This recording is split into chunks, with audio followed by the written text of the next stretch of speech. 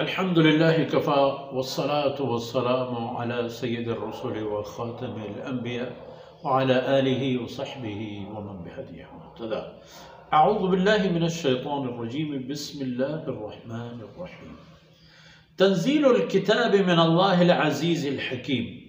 إنا أنزلنا إليك الكتاب بالحق فاعبد الله مخلصا له الدين ألا لله الدين الخالص والذين اتخذوا من دونه أولياء ما نعبدهم إلا ليقربونا إلى الله زلفى إن الله يحكم بينهم فيما هم فيه يختلفون إن الله لا يهدي من هو كاذب كفار. سبحانك لا علم لنا إلا ما علمتنا إنك أنت العليم الحكيم.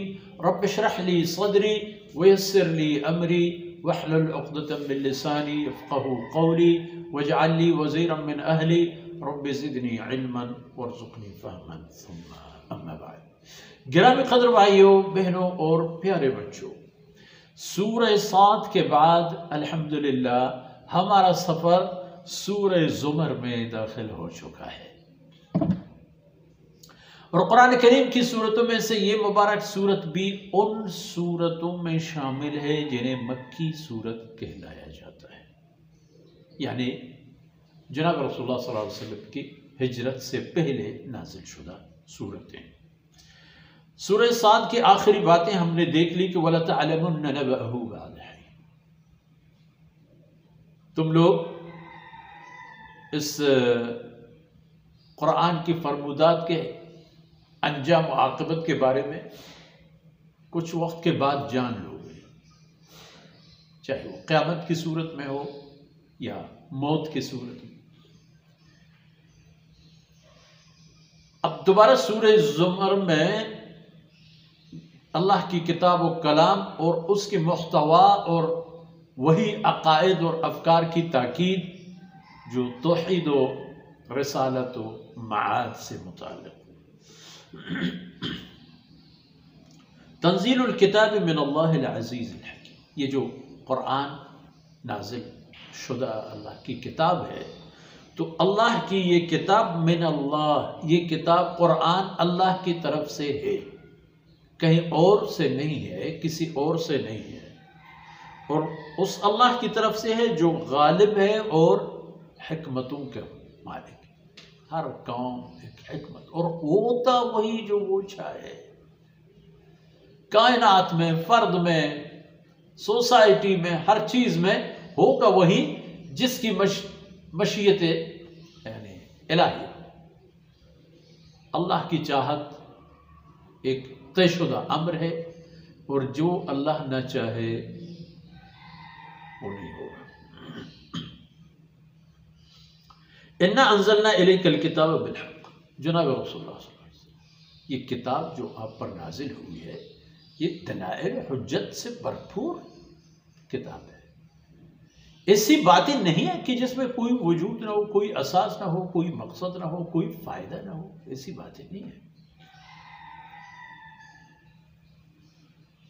فَاعْبُدِ اللَّهَ مُخْلِصًا لَهُ الدِّينَ، اللہ کی عبادت کر لیا کرو، آپ بھی اور آپ پر کلمہ پڑھنے والے بھی، ہر ایک کے لیے یہ حکم ہے کہ اللہ کی بندگی کرو، مخلصاً لہ الدین، بندگی کو اللہ کے لیے خاص کرتے ہیں، عبادت کرو، بندگی کرو، لیکن صرف اللہ کی بندگی کرو، کیونکہ الا للہ الدین الخالص، یہ بندگی تو شائستہ ہے صرف اللہ رب العزت کی ذات، اور جو اللہ کے علاوہ ہے والذین اتخذوا من دونہ اولیاء، جن چیزوں کو اللہ کے علاوہ ان مشرکین نے اپنا اولیاء بنا دیا ہے، اپنے لیے سہارا بنا دیا ہے، معبود کا درجہ دے دیا ہے، ان کی حیثیت کچھ بھی نہیں، اور ان کا بہانہ یہ ہے ان خود ساختہ عبادت کرنے والوں کا کہ ہم ان بتوں کو یا ان جیسی دیگر چیزوں کی عبادت نہیں کرتے، ہم ان کی عبادت اس لیے کرتے ہیں لیقربونا الی اللہ، تاکہ یہ ہمیں اللہ کے ساتھ قربت دے دے، اللہ کے ساتھ ہمیں قریب کرے، اور زلفا، اور ہمارے سفارشی بنی تاکہ اللہ کے ہاں یہ ہمارے سفارشی بنیں گے تو ہماری بات بنے گی۔ نعوذ باللہ وہ یہ سمجھتے تھے کہ براہ راست تو اللہ رب العزت کے ساتھ کون بات کر سکتا ہے؟ اللہ کہتے ہیں سیدھا مجھ سے براہ راست، بیچ میں کوئی نہیں آنا چاہیے کسی بھی معاملے میں۔ اذا دعوت فادع اللہ واذا استعنت فاستعن باللہ، ان اللہ یحکم فیما هم فیہ یختلفون۔ قیامت کے دن اللہ فرماتے ہیں ان کے درمیان فیصلہ میں کرتا ہوں ان امور سے متعلق جس کے لیے وہ دنیا میں اختلاف کے شکار تھے۔ وحدانیت اور شرک سب سے بڑا اختلافی مسئلہ تھا ان کے بیچ، اختلافی قضیہ تھا۔ توحید کا داعی تھا اللہ کے رسول، اللہ کے قرآن اور فرمودات کی روشنی میں، اور شرک ایک عمل تھا جو ان میں نسل در نسل جاری چلا آ رہا تھا۔ ان اللہ لا یہدی من هو کاذب کفار، ہدایت کا دروازہ تو کھلا ہے، لیکن اللہ رب العزت ہر اس انسان کو ہدایت نصیب نہیں فرمائیں گے، ہر اس انسان کی سعادت میں نہیں ہوگی وہ ہدایت جو بہت جھوٹ بولنے والا ہو اور کفر کرنے والا۔